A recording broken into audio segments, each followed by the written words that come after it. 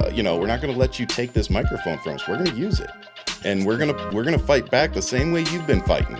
And they don't like it when we do. That much is clear. Absolutely, they do not like that, and that's a perfect segue into our next guest. Yes, who is Madeline Summerville, and she is a Democratic political strategist, a former speechwriter for the Georgia Senate Democratic Caucus, trial attorney, and a neutral, and I say neutral commentator on legal political issues. And we brought her on to offer some insightful takes on the shifting Republican dynamics in MAGA world, and talk about some of that crazy. Did we plan this for there. After? Because it works perfect for after the State of the Union. Absolutely, perfectly. It really is. Thank you, guys. Thank you, Madeline, for joining us.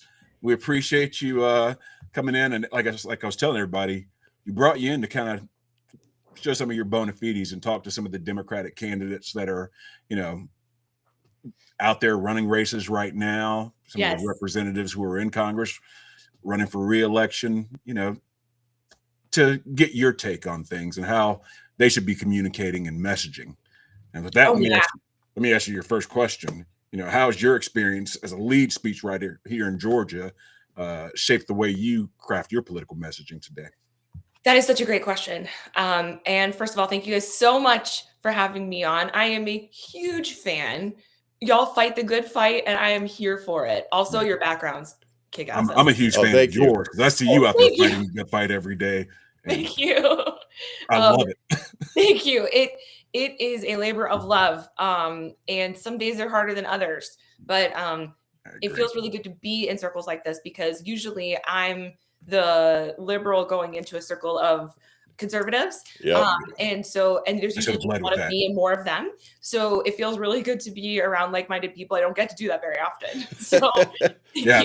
So you get introduced as the liberal friend too. Okay. OAN and Fox, she goes and gives it to him. That's what captured my heart. So. Thank you. It's really fun, and like a good mic drop feels great, but I really only bring out the mic drops if I feel like the person is being insincere and or lying. Yeah. Because if I feel like the person is a true believer, we're gonna have a good conversation. Yep. I'm gonna talk to them about things. A good faith conversation. Yes. Like I'm gonna try to undo some of the damage that's been done. And I do think it's damage. And that segues into messaging. So so my experience working as a speechwriter was before the 2024 election. And I think that the Democrats did learn a lot, as evidenced by Abigail Spanberger's speech last night, which, by the way, was fantastic. Yeah. I haven't talked to anybody about it yet. That framing was great, though. The way she framed it. Oh my God. So actually, I'm a jury consultant also, and I work with people on their closing arguments.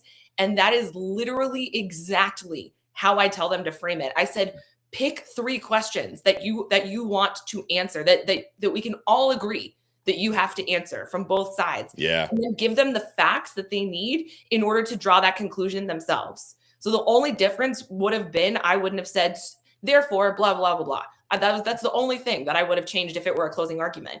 And it's because you narrow that focus down, right? And you show them what they're supposed to be looking at. And actually, I thought it was brilliant the way that they did this, because without demonizing or setting aside the trans community, they were able to directly address the ad from last year from the Trump campaign, which was, she's for they, them, we're for you. And the last question was, we're working for you. And if you think that wasn't a direct nod, it definitely was. Yeah. And that's just my speechwriter brain. Actually, I would bet that the same person who worked on Kamala's speeches worked on Spanberger's speeches. But I always thought Kamala was a great speaker. And I always really like her on defense, because I know she's a trial lawyer, so she gets froggy on defense. Yeah, she's got those chops like you. But it was a similar rhythm. That's actually why I thought that. Yeah. Because they speak in a similar rhythm. And I'm a drummer too, so it helps actually to catch people's rhythm when you when you speak, so that you know what the phrasing is going to sound like. You just have to catch their rhythm. So before we were in this great territory, which I am so for. And if anybody says, oh, well, what are the Democrats actually going to do? Unfortunately for them, we're on defense. So we don't have to put anything out on the table right now. Yeah. It's a different argument. But that's a good point. I think that before we were in this place, it was treacherous because I would really try to get people to speak their minds and they wouldn't. Everyone was really tiptoeing very carefully around everything. And it was like pulling teeth to get, I mean, there are a couple of people that I worked with who were phenomenal, but really, I mean, it was like pulling teeth to get people to say honest things. Like, for example, well, I was just going to say that was one of the things that I always tell people: be your authentic self. That shines through more than trying to deliver a talking point. Yeah, all day. You're being you, and you really believe what you're saying. Yep, people are going to be drawn to it all day. Hear your message more. It has to resonate because all that matters is what they're going to walk away with. Yep. That's why I like narrowing it down to 3 questions, because people are going to remember, if they're not going to remember the question themselves, they're going to remember the structure and they can go back and look it up. But they will walk away with literally thinking, I got questions answered. That's what they walk away memorable. with. Well, it's the rule of 3. It's scientifically proven that it's the rule of, I mean, it does something to your brain, and our brain does. 3. It does. And so, like, for example, and I won't like give specific names or anything, but when I was working in the state Senate, it was a time when they were trying to kick Brad Raffensperger off of the election board because he was supposed to be a voting member. Right. But he wasn't technically on the election board. I forget what the word for that is. And my response to that, this is my suggestion, right? I said that we should just get 5 or 6 senators that go up one at a time and say, we refuse to punish people for telling the truth. Next one. We refuse to punish people for telling the truth. Next one, right? Because you're not disturbing anything. You're playing by the rules, but you're controlling the headline because the newspaper can't put anything else in there except for what you just said. That's all you gave them. And what I realized was the only way that we are going to be able to push people to our side is if, and it's because I'm not making these speeches for the legislators that are sitting there. They're already bought and paid for on that side, right? They're already bought and paid for. The only way I can push people is if I can get a headline in the newspaper into somebody's district where they have a Republican representative, where this is a good person who thought that their representative was doing a good thing. And they call them up and they're like, hey, wait a second. Is this actually what you're doing? Yeah. That was my strategy, was to try to get a headline to where people would then hold their representatives accountable, because there are plenty of people who don't know that their representatives are doing the exact opposite of what 100%. They said they were doing. So that was always my goal, but they were afraid because when you live in a Republican controlled state, you're begging for breadcrumbs all the time. And people didn't want to lose their like $50,000 for streetlights in their districts that they had gotten by like making Burt Jones angry. So, that he's got a lot to be angry about right now, but not because of us right now. Right. Jackson's the thing got some interesting ads out there. Yeah, exactly. A lot of interesting ads. Well, speaking of ads, what do you see as our biggest messaging opportunity as Democrats right now? And I'm asking that, as we're coming out of the State of the Union, we saw quite a bit of rhetoric last night, and we're seeing, the attacks on, the Democrats didn't stand up for this. Mark Kelly, was sitting down for that. So, as messaging being your thing, what opportunities do you see after last night? Yeah. And I do wish that the Democratic Party would talk to me, because I've asked them to talk to me so many times.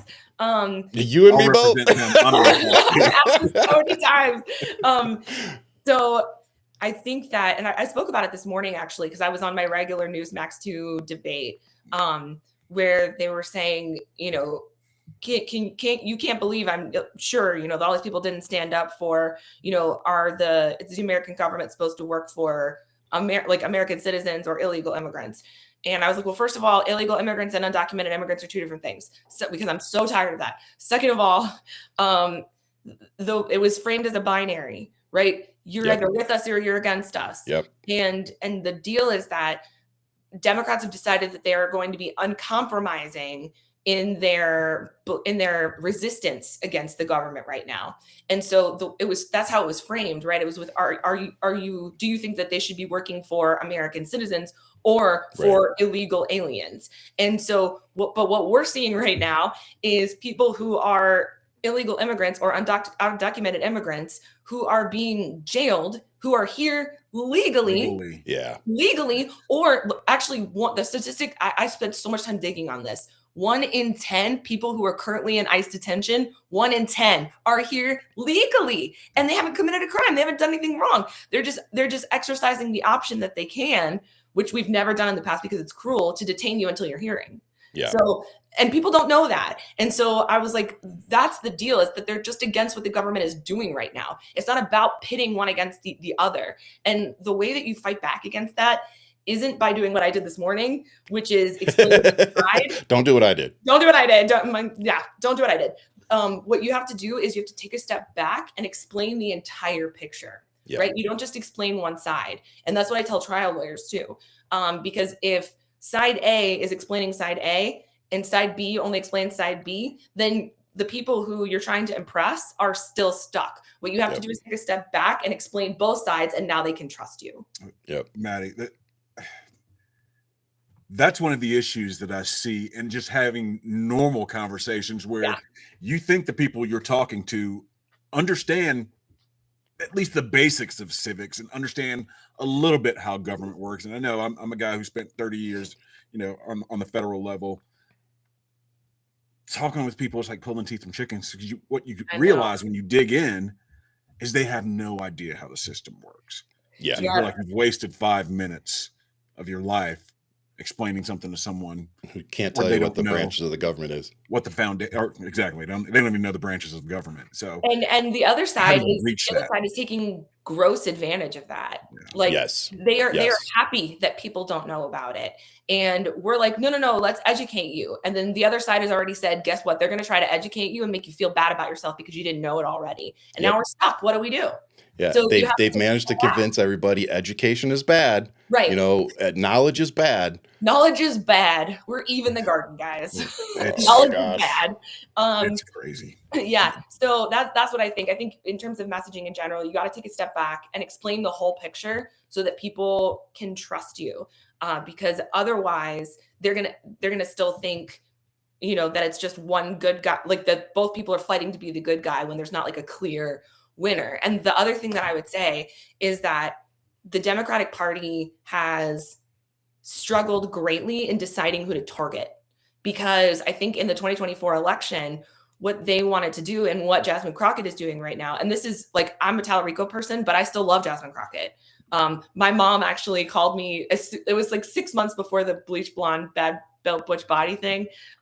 She called me because, my mom, she's always trying to find inspiration for me in the world. And she was like, you are not going to believe this woman that I saw. She is so beautiful. Her outfit, her clothes were so beautiful. And she was a badass because, I like to talk to my mom about ladies who are beautiful and amazing. So I've liked her for a really long time. That should tell you how much I really like Tallarico. But the strategy then, and her strategy, was to bring people out who don't normally vote, that 1/3 of Americans who don't normally vote. Yes. The problem with that is that telling people who already think their vote doesn't matter, that if you don't vote, something bad is going to happen, isn't going to convince them to vote, because they already think their vote doesn't matter. The only thing you're going to be able to do to convince them is inspire them. That's why it worked for Obama, because he inspired them. It doesn't have anything to do with race, doesn't have anything to do with gender. That's why it didn't work for women coming out for Kamala. I live in Atlanta. I've seen through all of this stuff. Yeah. And you understand, it's just about inspiration. It's just about that motivation from your heart. And so what they should have been doing was targeting swing voters, because what you can do with swing voters, right? What we decided was, if a person even considered voting for Donald Trump, even considered it, then they were lost to us, that they weren't somebody that could ever even possibly come to our side. And that wasn't true. There were a lot of people who were back and forth that we should have been targeting that we lost. So that's what that resonates so much with me. I just look back on that Obama message. It was so simple. Yes, we can. Yep. Hope change. Hope change. It was a very different climate back then, though. Was that? It was a different time, a different political environment. Yes. Yeah. But and he had to have the bulletproof glass lined up in Chicago because him and his family were getting so many death threats. Let's not forget we've all that been either. there and gotten those death threats. Yeah, I mean, look, my thing with what happened last night is I feel like I just feel like as Democrats we missed an opportunity to show how united we could be and say none of us are showing up to this freaking hour and 45-minute dumpster fire. And I just think that that would have been powerful. Didn't, but a lot of people didn't.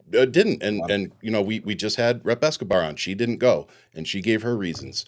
And I'm just giving my reasons as a voter and Democrat. My high school classmate, Nikema Williams, didn't go. So yeah, but it's like, as a Democrat and voter, you know, I'm just saying what I personally would have liked to see at this moment in time, because we're not talking about politics anymore. We're talking about Americans being murdered in the street by a federal law enforcement agency at the direction of the president. Yeah. And I think if that's what we're truly dealing with right now, then not showing up to a State of the Union that we knew was just going to be an hour and however long political propaganda speech, rambling, you know, using everything from soldiers to Olympians. Yeah. So it's like, why show up? Yeah, I hear that. And I do agree that whether you're there or you're not, it needs to be a unified response. Yeah. Because the Republicans on the other side are always they close ranks so well. Always. On X, their statuses are consistently the same thing, and it hurts us. It makes us look silly. And my initial reaction to people not going was, well, maybe people won't think that they're putting up enough of a fight. But then I remembered how much Donald Trump hates an empty crowd. And that like having to look at empty seats, the only thing that I think Democrats needed to have done, if that was their strategy, was to give the why and let it be every single, make it a meme. I don't care. Like, let it be every single person's status. You know, whatever, you put a poster on your door. I don't care what you do, but like, get the message out. Like, we're not going because we want you to see empty seats. We're not, you know, like that's the problem. It's like with the Mark Kelly, Alyssa Slotkin video, which I loved, by the way. Yeah, no, we did. As veterans, we loved it, of course. That's awesome. I didn't hear the why. Democrats feel like if they say the why in messaging wise, they'll get into the weeds. But the problem is when you're on defense, you have to give a why, and they don't think that they do. And so that would be a major thing that they could start doing. But it also requires them to do some really good legwork, narrowing down exactly what they want to say so that it's not too much. Yeah. That's good advice. I get that as well. So you're a trial attorney like Kamala Harris was. Can you tell us what your thoughts are as far as politicians communicating with legal strategies, or how you could help with that? Yeah. Be more effective to voters anyway. Yeah. So do you mean like using the strategies that lawyers do, or do you mean like in the kind of video that Alyssa Slotkin? So like when you give your live sessions, like just political or legal strategies for Democrats to communicate with voters. Do you think that works, or? Oh, I gotcha. No, I don't. Because if you do it the way that I kind of suggested before, where you break it down into the 3 questions, right. You take it out of the legalese realm and you put it into a realm where people can understand what's going on, and you tell it like a story. So more spoon feeding, less legalese and policy stuff. That's yes.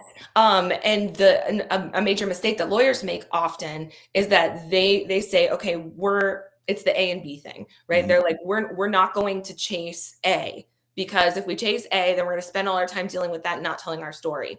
Well, guess what? If you're the one that's asking for something, you have to chase A, because if you don't answer the questions that are left in the jury's minds, then they're left to answer that for themselves. And now you're in trouble. So I think that the Democrats need to understand what being on defense means, just like a lawyer would, and figure out what their narrow, perfectly packaged responses that they can deliver. I love that. So with that in mind, I want to kind of switch to the other side, which is we're seeing Republicans or Americans that identify as Republicans, MAGA. dropping from like 57% down to around 50%.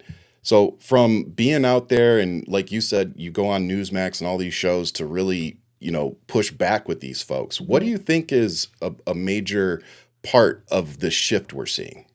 That's a great question. So I think that a tremendous amount, first of all, of non-MAGA, but independents, were what allowed Donald Trump to win.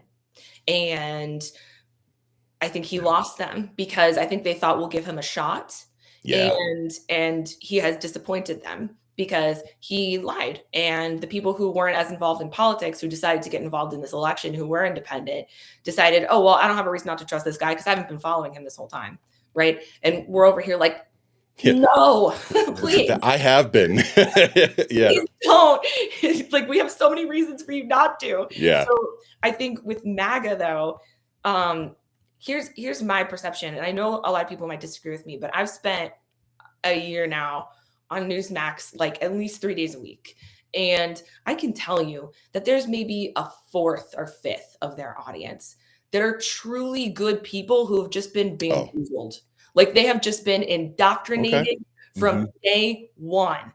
And they really don't want people to be hurt in the streets. They really don't want that. They really don't like getting into the, when you talk about DEI and then you see the actions and then you see what they're actually doing, right? They don't like that. They just are used to that rhetoric because that's what they've heard their entire lives. Yeah. And when they see people that they care about, that this is happening to, they're like, I don't know, maybe that's not okay. And but it's only the strong ones, because strong people can handle cognitive dissonance in a way where they start to confront themselves and their identities, because so many of their identities are wrapped up in this. Exactly. A tremendously strong person to be able to say, you know what, I'm gonna rethink this because they're so intertwined, and that was his goal. I feel like we're seeing a point right now where cognitive dissonance is starting to shift more into self-awareness. Yeah, that's a good point. And that's what I think for me, that's what I'm seeing is, and I was like that. I just went through it 15 years before a lot of people did. Like, I was in the military. I was Republican. I voted Republican. Yeah. And then as I got out and I started to be more self-aware, being in an interracial marriage, that brings things to light that you just never experienced before. So it's like there were a lot of life experience that shaped, my self-awareness journey. But it always started, at least it felt like to me, it always started with the cognitive dissonance, like you said, of just paying attention to what I wanted to pay attention to, interpret things in a way that would benefit my personal or political agenda, and just realizing that doesn't do anybody any good, not even me. But that takes a tremendous amount of character to be able to do that. Like, not everyone can engage in that kind of thought process. Yeah, for sure. And I've talked about this a lot over the last 5 years, how when you're having that compassionate conversation with a true believer, like you talked about earlier, I love it. You have to approach that in a different way You do. than someone who's trolling, for instance. So the way you approach that person, you got to do it with compassion. Yep. You got to manage your emotions. Yes. First of all, always manage your emotions. That took me a while. Oh yeah, I'm still working on it. That took me a while. But you have to remember that a lot of people, this is their identity. Yes. And they've gotten this from people that they love. Yes. Parents, teachers, preachers, exactly. People that they work with out in the community. That fear is real to lose that, because you're saying that all of these people that they love are wrong. Yep. And therefore they're wrong. And all that time that they've invested, all that trust, Exactly. you have to start unraveling that. And for anybody who's ever been in an abusive relationship or who had a parent that disappointed them, right? They've gone through that. And so what we're talking about, people who are of like great character, but it could also be somebody who has experienced something like that before, where they've had to be disappointed by someone that they loved and go, oh man, I see through this now. Like the illusion's gone. Yeah, it's almost like experiencing loss or grief, going through grief. It's grief. Oh, 100%. 100%. So that's it's a lot. It's so that's kind of explains where we are, but we know a lot of them are just trolling. They're not. I mean, and that's the mic drop. That's when it's fun. That's when you can really mess with. That's when you can go ham on them. And yes. Well, I have a friend, Brian Shapiro. Times where you have to pull out this from your bag or that tool from your bag. Yes, to definitely. Address like there's this one guy that I always go ham on, because look, everybody's got their own issues that they really care about, and mine is just kids in general. So when you start talking about gay kids, I'm gonna go nuts, right? If you like, it's just my thing. And this one guy, they always put him on when they know I'm going to be on. And your version of Scott Jennings. No, but they're like ratings. It's a guy from I can't even remember what his institute's called. She's like, I can't remember. His name is he's from America something or other, I don't know. But they always put him on because they know I'm going to go nuts on him, because for whatever reason, like my blood starts boiling and just like 12 statistics just fall out of my mouth. Like I have ADHD, so my brain like finally focuses in with anger and just goes like. Yeah, they call it a Ryan rant on the show when I do it. A Ryan rant. I go off and it's pretty similar. Adam's got her own version of that. And I love it. That's great. It's great. So we need to get her on and then just Let's do it. That'd be so fun. That'd be so fun. But it for me, every day waking up and seeing people like you out there pushing back, because I'm going to be honest with you, I'm bipolar, and even though I'm medicated, you still deal with the ups and downs. And so when you get overstimulated by somebody who's, gaslighting you, every once in a while, I just won't be able to, keep it under control. Totally get it. Yeah. But it's like, I'm not bipolar. I get there sometimes. It takes a lot to get me there. Yeah. Man, I've known you for 5 years. I haven't seen it yet. Let me know. Let me know when it happens. A whole lot. There has to be some racism sprinkled all through it. Right. You want to know what Marcus does? He lets me lose it, and then when he gets done, he goes, righteous indignation. I like it. That's like his older brother to you. Exactly. Good cop, bad cop it works funny. Perfect. And I think with like the white liberal women thing, I've been thinking about this a lot and how people deal with this. And I was raised like in an Orthodox Jewish school, so I kind of have like a little separate category, even though I present obviously as white. But like people hate me for different reasons, right? Not funny, but yeah. Right. I mean, it's a thing. Yeah. But I think that the reason why it makes the right so angry is because we look like them and we're ashamed of them. And I think that what they're saying is like, you're a traitor, right? Rather than saying like, oh, you're so pathetic for caring about people, right? I think what they're really feeling, because the way that I try to interpret this when I'm writing speeches even is what's the underlying emotion here? Because I always start with emotion. Like what's the real feeling that's under this that they're not talking about? And it's, you look like us and you're ashamed of us. Yep. Like, what team do you play for, ma'am? And we're like, no, we don't play for your team. We left your team a while ago and we are ashamed. And that's the fight that we're not having. Those are the words that aren't being said, I think. It's so funny you said that, because wrapped up in the identity politics that they're forgetting that there's so much more at stake here. Democracy so much more itself. You grew up in the system up until when there's a Republican in office, it's great. But when there's someone that doesn't look like you, the Obamas or Joe Biden looked like them, but he's too old, of course, and he's got dementia. Yep. Kamala was just a bridge too far as his vice president. Come on, what does that say? Yep. What does it say? But I we've remember talked about talking it on the we talked about it on the show too. Like I get invited to conversations that I shouldn't. And it's like okay. it's because I can show up and look like one of them. Yep. You know, and they look at me and they just think I'm a friendly, and then they start talking and they realize I'm not, Yep. and it turns into an awkward And I encounter. think that's great, honestly. I love taking advantage of that. I Yeah. do not look very menacing. I Like don't I'm get that opportunity, but you know, Yeah, I'll take you guys' word might for be it. slightly more dangerous for you too. I think just I'm not like the kind of person that usually, gets singled out as a threat. exactly. But I am threatening, I think, because I'm an empath. Like I know that that's a big word, but that's my skill. I made a job out of it, Yep. and if I can feel you and see through your facade, whatever this is here, and I can feel you and talk to that piece, then I am threatening Yeah. because I'm going to make you be you in front of me, or you're going And to have break down all those little walls you've yeah, put up. exactly. Yep. Yeah, I mean, you just what I like is that you just cut through the BS quite quickly and get to the point. Yeah, they push back, but it doesn't make any sense. Yeah. They've already lost the argument. That's why I love Maddie. So Maddie. Thank you so much.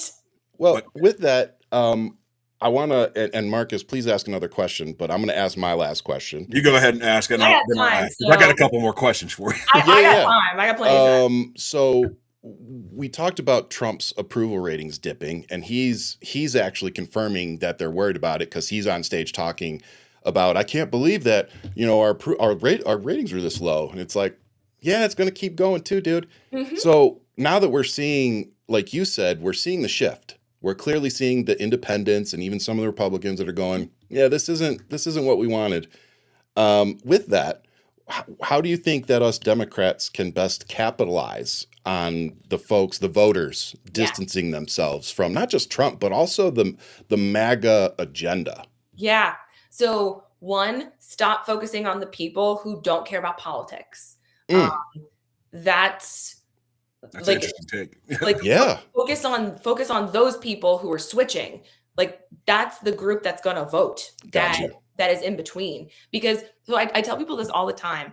And I was afraid that the Democratic Party would make this mistake when Mamdani came out and started talking about the affordability issue. Is that the primary issue? Yeah, absolutely. But it was delivered by a person for whom that was his authentic message, right? Because he has believed that and developed a philosophy on that. His parents taught him that. I was a fan of his mom before I ever knew who he was. It's not new for him.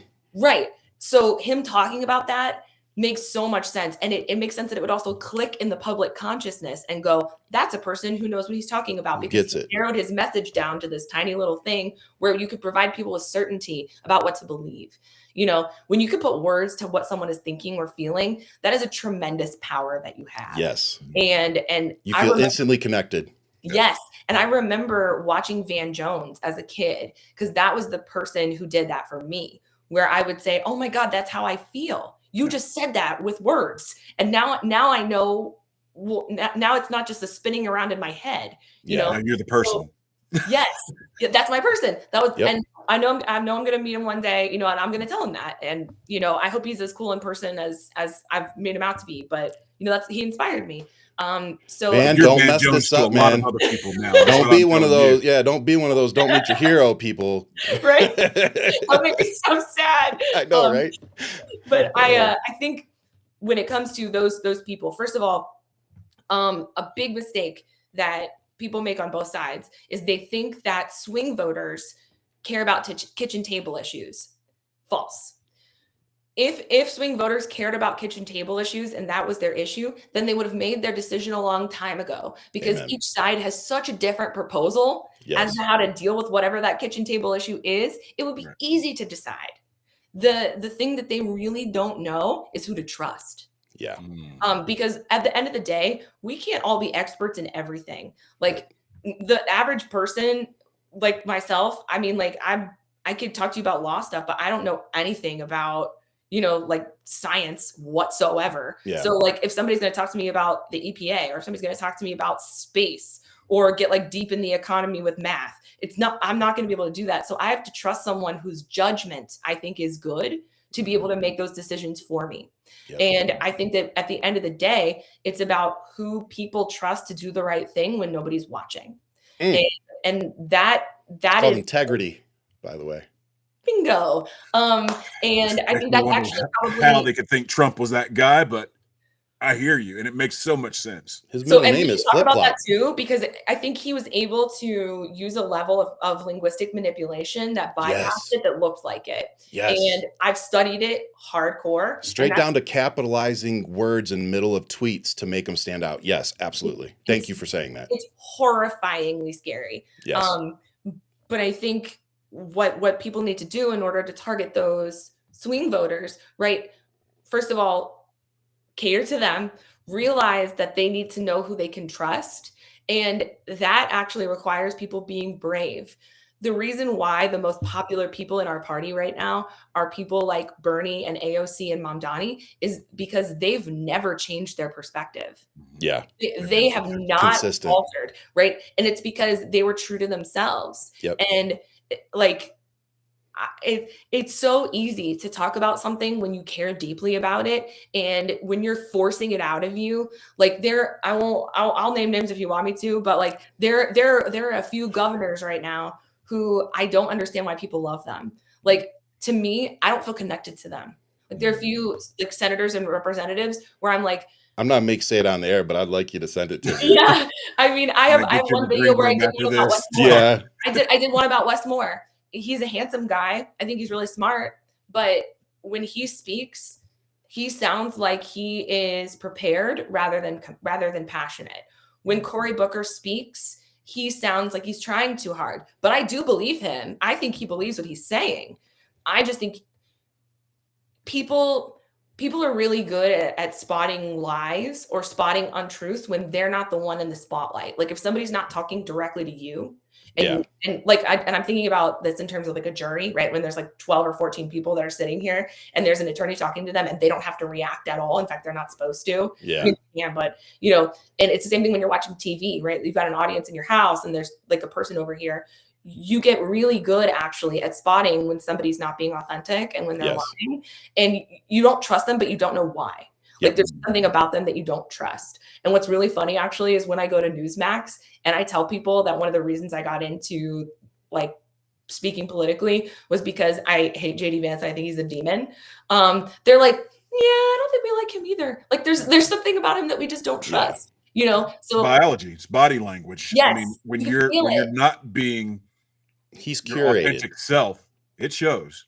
Yeah. Yes, it really does. It does, and you can feel that in your heart. And so sure. I think people need to be brave. If people don't like what you're going to say, if those senators got in trouble with Burt Jones because they created a stir and people are now on our side, guess what? That's ultimately going to work out in your favor. Yeah, that's our goal. Exactly. It's ultimately going to, and if you have to pay the price for whatever period of time until people come around to it, be prepared to do that. And if people don't want to elect you after that, then they won't. So, because I don't think you were in the green room. As a guy who's, I'm sorry.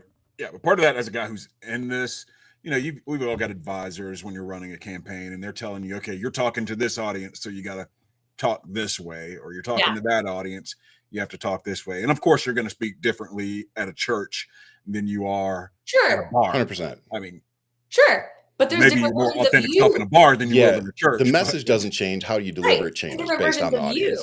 And it's funny because I call it the Darth Vader principle. So people don't have to like you, right? We don't have to like Darth Vader, but everybody loves him, right? Everybody loves that character. Dressed up as him for Halloween. We can trust Vader to be Vader. Yep. Right?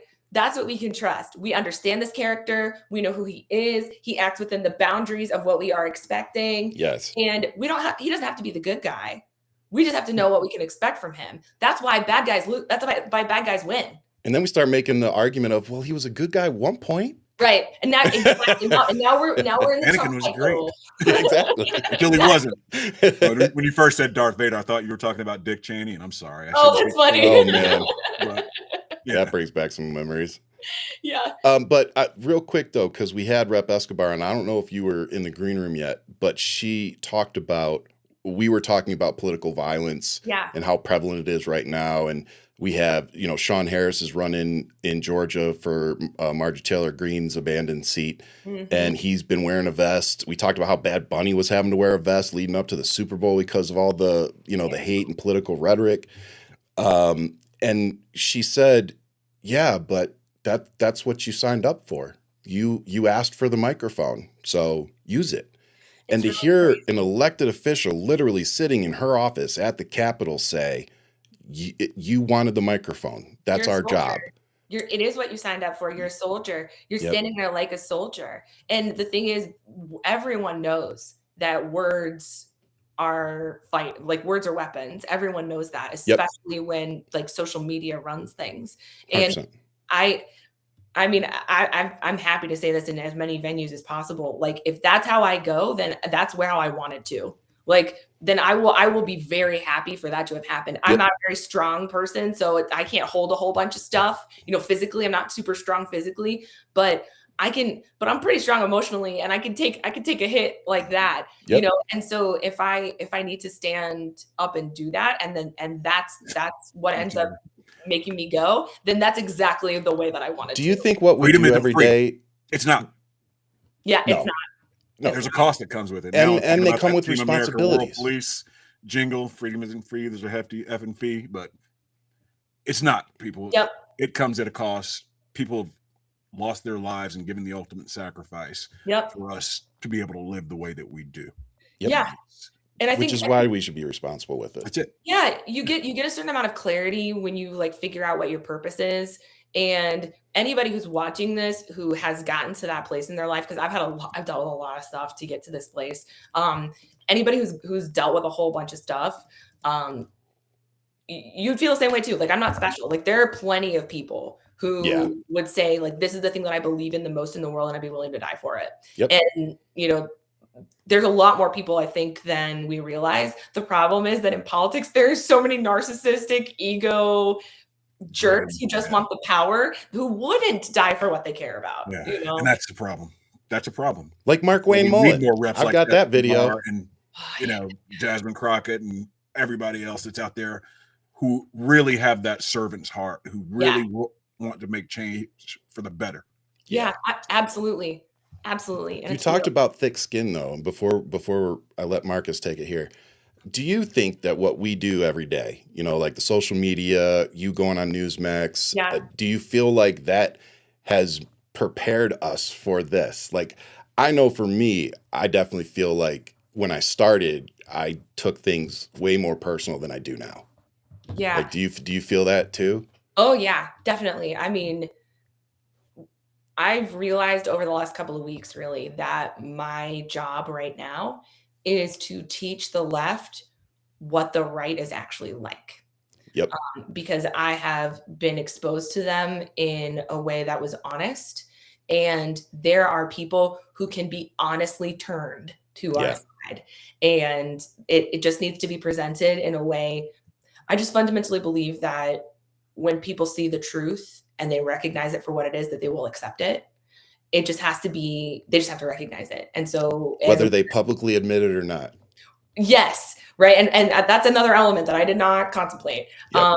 But you have to make it easy for somebody to say yes. And so you can't want a mic drop on somebody whose heart you're holding. Like it's not gonna work. You're not gonna turn them. Yeah. But I think in this moment where, like, there's this one guy, and I'm not affiliated with him at all, but I love him, Adam Mockler. I followed him from years ago, before he was a big shot. It's nice to see him doing well. Yes, and he's so young. He's just so brilliant and phenomenal. But the reason I started following him was because he would go to Trump rallies and legitimately change people's minds standing there. Yep. He would just go slowly. He would just go slowly with them. He wasn't patronizing. He didn't lie. Like he has the perfect personality for it. He just sat with them and he talked it out. And Luke Beasley does this too. And I was like, I want to do that. That's what I want to do. I want to bring people around to the other side. So I think doing this is what has prepared us. Or I think doing this is exactly the preparation that we needed for this moment. I really think that. For sure. So, and again, I love Adam. I've been friends with him for quite a while now. He's awesome. One of his first interviews, actually, for candidate. So, love the guy. That's awesome.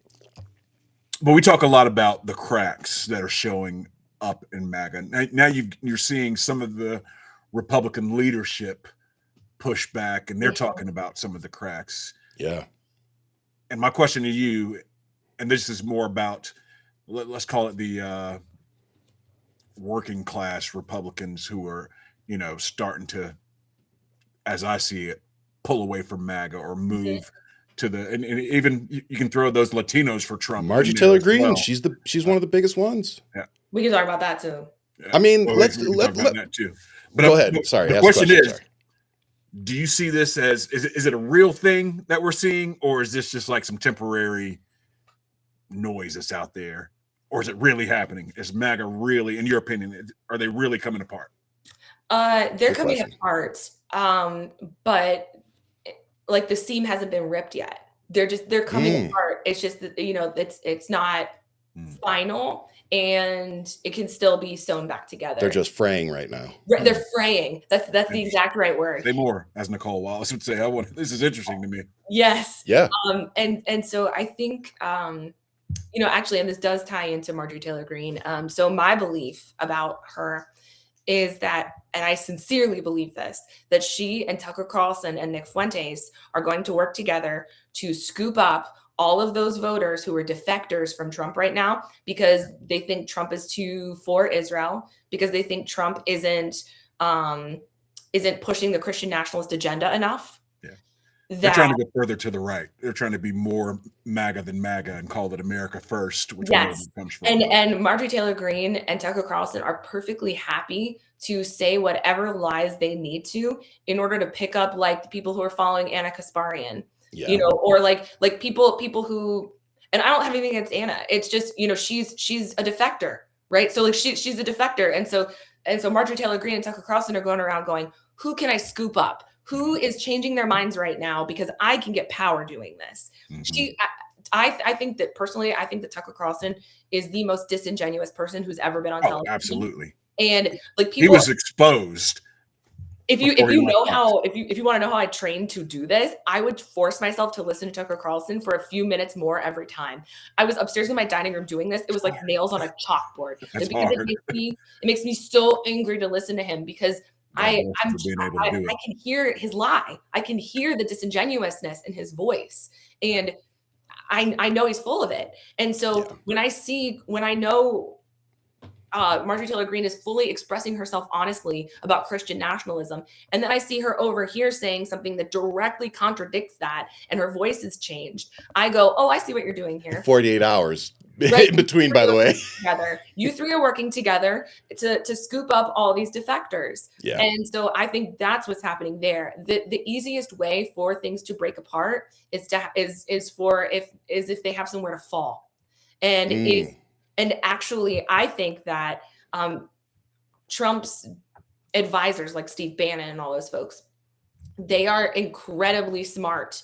And these guys like Elon Musk and all the tech bros, their job is to figure out possible outcomes, right? That's what they're always calculating. So they're anticipating all this stuff before it happens. So when there seem like there are artificial splits in MAGA world, sometimes they're manufactured, because when you bring a big coalition together in order to get somebody elected, but they all have different ultimate interests, once that they've won and that union has been created, they're going to start to break apart and differentiate themselves. That's just human nature. That's just how things work. So if you know that that's what's going to happen next, you have to control the split.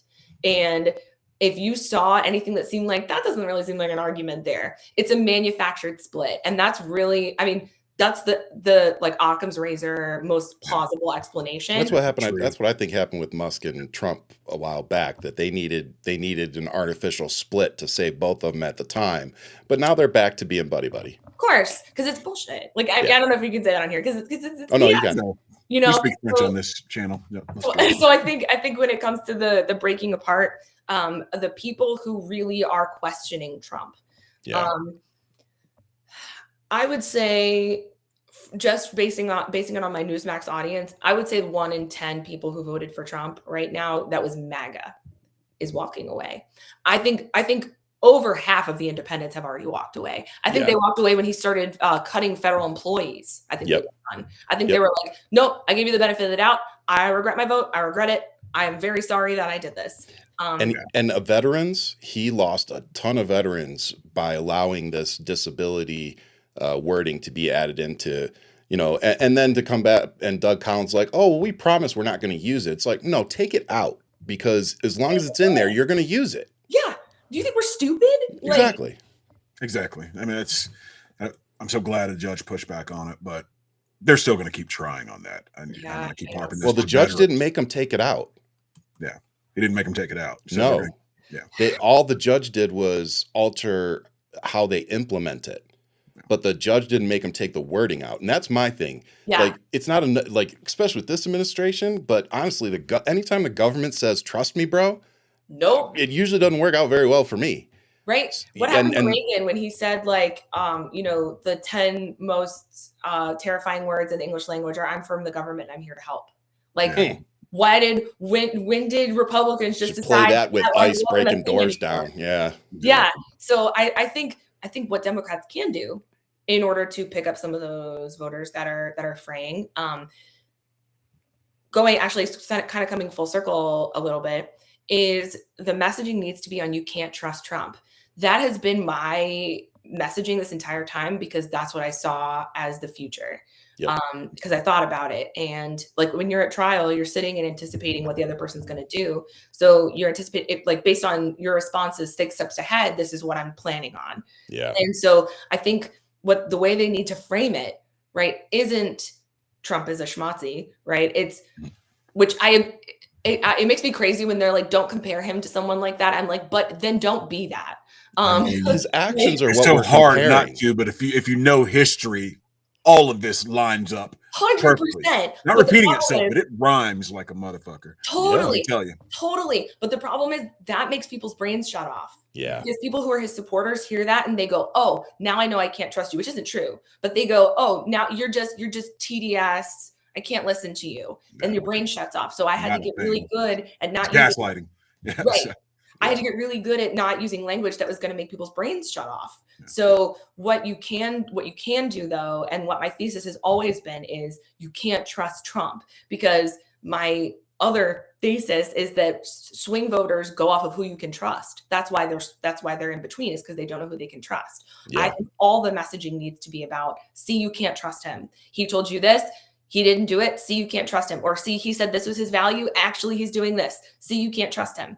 Yeah. And it needs to be like every legislator, every person who wants to fight this fight, there's a couple of Instagram accounts that have done a really phenomenal job of this, coming out with these exact comparisons where it's like, oh, you think Trump cares about fraud? Well, he's pardoned all these people who committed tons of fraud, right? This is a great comparison that the news needs to focus on specifically in one arena, right? It just needs to get narrowed down so that it's easier to communicate to somebody who's not used to hearing it. Yeah, absolutely. Well, so with that said, Madeline, where can people find you and support you if they're not seeing you on Newsmax? Yes, which you do not have to watch. Yeah. Go watch the clips on her page. I go there to fight them. But my handle is Maddie's Hot Take, MADDIESHOTTAKE. So it looks like shot in the middle, but it's Maddie's Hot Take. And I have a Substack. It's under Madeline Summerville.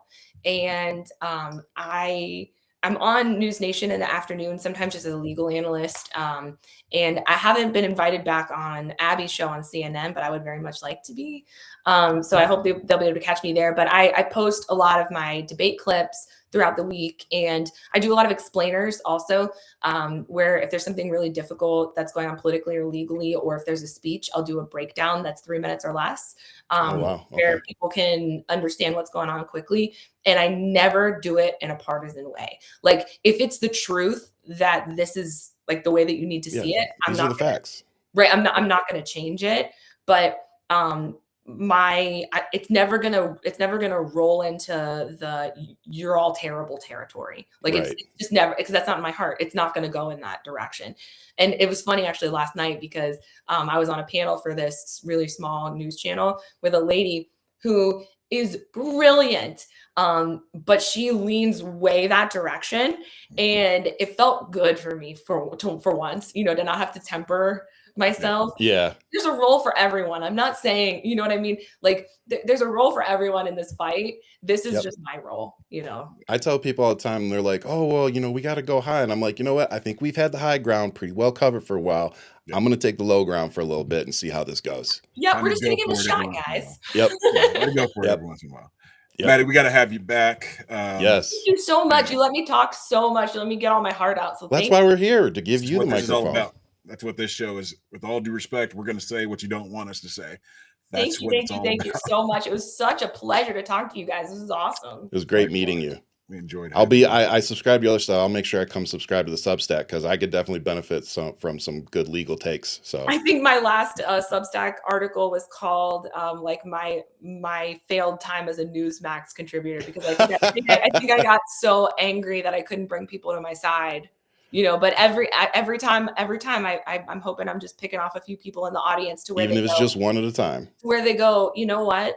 Maybe all Democrats aren't crazy. Maybe this is a reasonable person. And then their mind just opens a tiny little bit. Because she's showing me where she's getting the information from, and she's telling me how she's interpreting it. Yeah, exactly. Yes. I'm showing them the behind the scenes. Yep. Yeah. And we gotta have you back, so that as we get through these primaries and get into the general election, some of our candidates can, especially the messaging part. You can go out and you've said so many good things about messaging. Thank you. Nobody asks me. I should be asking you.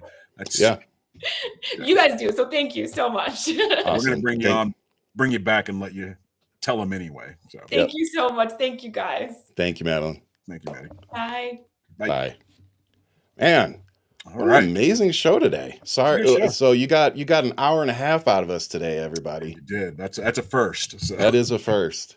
Before we wrap up, though, and I just want to say, if you liked these two interviews, make sure you go like and subscribe.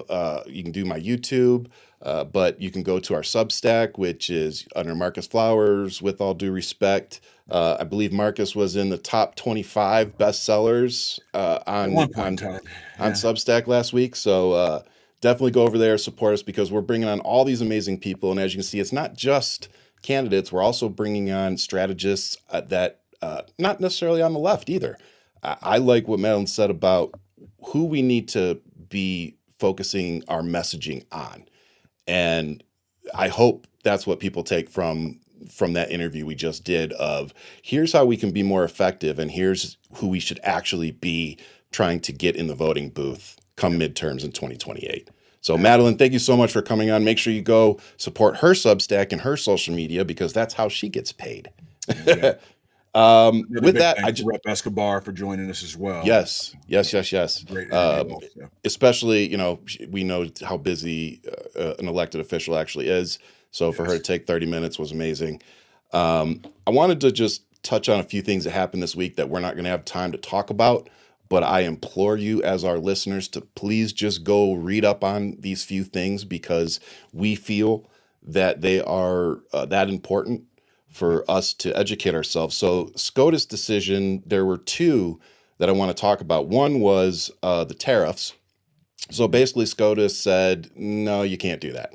And Trump threw another temper tantrum and implemented a 15%. Is it a duty he implemented? Across the board, yeah. But don't panic, everybody. He can only implement it for I think it's 180 days or something without Congress approval. So it's a temporary temper tantrum that'll go away. But the decision that I'm concerned with, and I want to give you a quick second to answer this one, Marcus, is the Supreme Court ruled that the United States Postal Service cannot be sued by the American people for not delivering their mail, even if it's intentional. Now, the reason I think that's a problem is because mail-in ballots is something that Republicans and Donald Trump are attacking on a daily basis. Here in Arizona, the Republicans in their infinite wisdom, just passed a law that they're going to start getting rid of county precinct ballot collection areas, and they're going to make it even harder for people to vote. And they think they're doing it under the guise of election security. They're just looking at more ways to implement their voter suppression strategies. I mean, yeah, there's things about. So you're reading it the same way. The U.S. government, but this ain't that. This ain't that.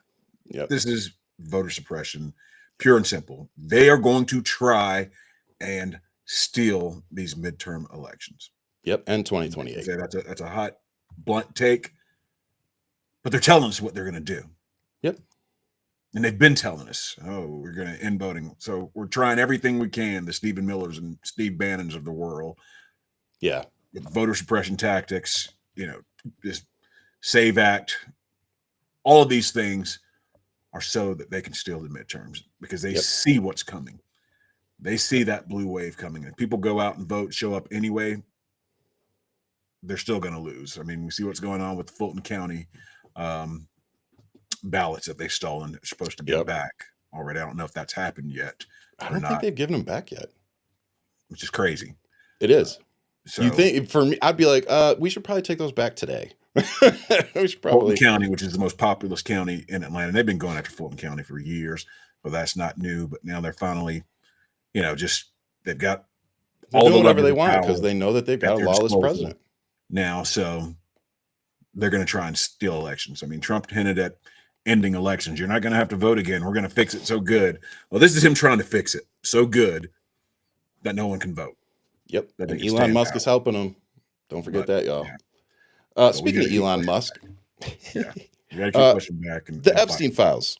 Yeah. And we're going to make this real quick because I'm going to be honest with y'all. And I don't want this to be taken the wrong way. I hope anybody that follows me, watches the podcast, know where I stand on women and sexual predators and things like that. So this is not a dismissive comment at all. But I'm getting real tired of talking about these files. And it's because it's every day. It's because if I'm tired of it, I know that the actual victims, that this is creating a ton of anxiety and depression and God knows what else with them. And the reason I'm tired is there's no reason for this. This shit should have been released a long time ago. But the thing that you guys all need to go read about is what files have been removed from what's been released. That's your homework until next Wednesday. Go read up on what files our law enforcement agencies have picked through and removed from the Epstein files and who they apply to. Yeah.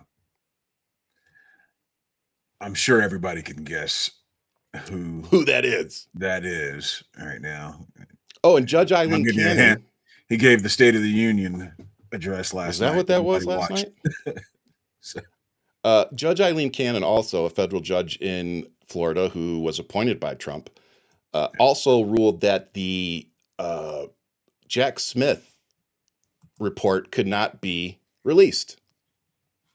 Now, I don't know about you, Marcus, but if I was an innocent person that didn't do any of the things that somebody claimed I did and a report proved my innocence, or at least that I didn't have anything to do with it, I'd want it out there. I would think that I'd want it out there. Yep. You? I would want it out there. Just like any other innocent person would want. They put it out on the table. I have nothing to hide. Here you are. He doesn't want to see the Jack Smith report for the same reason he doesn't want us to see his tax returns. Yeah. And we saw that ridiculous, call it committee hearing with Jack Smith and the dumb things that they were asking and the accusations they were making and how his hands were tied because he couldn't talk about certain things in that report, thanks to Judge Eileen Cannon. Yep. So with that, here's where I'm going to end the show. You heard our guest today talk about how $1.2 billion has been used and what better things we could be using it for, like education, homeless veterans, hungry kids, all those things. I want to let everybody know that Donald Trump has shifted $10 billion in taxpayer money to his Board of Peace. Now, some of you may be thinking that that's not a big deal or that it's because it's a government thing. Let me shock y'all. The Board of Peace is a private entity. Offshore accounts, even. That has nothing to do with the American government. And he just shifted $10 billion to it. And guess what they're going to be doing with that money? Rebuilding Gaza. Now, when you hear Rep. Escobar tell you what we could do with $1.2 billion in taxpayer money, imagine what we could do with $10 billion in taxpayer money. Because Donald Trump is going to be leaving the White House with $10 billion plus in taxpayer money in his pocket and a $400,000 Saudi jet that is going to end up with about $900 million. So let's just call it an even billion in retrofits that he's going to take with him when he leaves office. We are being fleeced. And if I hear he donates his $400,000 presidential salary every year one more time to dismiss and ignore the billions of dollars this man and his family are getting from the presidency, I swear to God. With that, you got anything, brother? People, we are in very perilous times right now. Everything hangs in the balance. You see the rampant lawlessness out of this administration. Don't give up hope. Keep fighting. Keep going out there supporting good candidates. Yes. And pay attention to what's going on. Donate when you can. Midterms that are going on right now. We got early voting in some places right now. Yep. And there'll be several primary elections over the next few months. Yep. Get involved. Whether you go knock doors, donate money to candidates, calls, texts, do postcards, whatever. Get involved. Yep. Get involved. We need that. And we need you. We need you to show up and vote. Yeah. We need you to show up and vote. And encourage other people. Yep. Kamala lost 20, well, no, it wasn't 20, but she lost around 15 million votes that she should have carried over from, what was it, 2024? No, 2020, sorry. 2020. So we got to get out the vote. And I loved what Madeline said. We have to appeal to people's, feelings, emotions, and the things that directly impact them. And we need to focus more on good faith conversations with people that we can actually sway. I love that last thing she said. She's like, as soon as somebody looks at you and says, I don't do politics or I don't vote, don't waste your time. Move on to somebody that actually is paying some kind of attention and actually votes and participates in the process. With that, you got anything? That's it. That's all I got. It. So that was our first time doing 2 interviews. I think it went pretty well. As always, thank you for the support. Make sure you hit that like and subscribe button, whatever platform you're watching us on. We will be back next Wednesday with more guests. As always, much love, keep fighting, but most importantly, stay safe out there. Marcus and I hope you enjoyed that interview, and thank you for tuning in to another episode of With All Due Respect. Make sure you tune in next week. We've got another great guest for you.